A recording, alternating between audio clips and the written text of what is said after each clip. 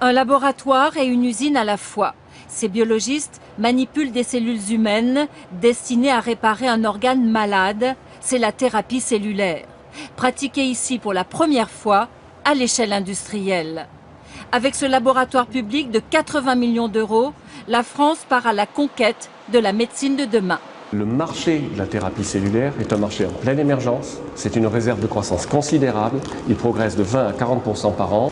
Si on veut être le leader demain, il faut investir aujourd'hui.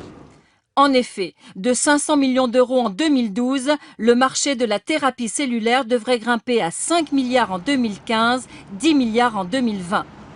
Ici, on fait du sur-mesure. Le principe est de guérir un malade avec ses propres cellules. 5 projets de traitement sont en cours.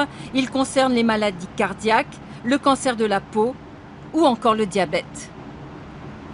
Nous avons choisi de commencer par des maladies toujours très graves, en fait rares, voire très rares. Donc c'est quelques centaines de patients par maladie en France.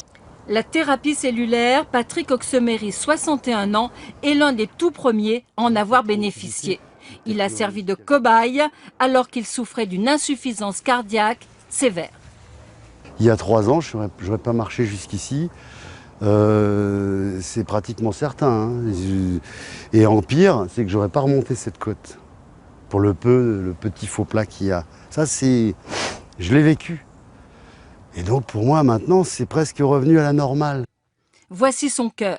En mauve, la partie abîmée, suite à une artère bouchée.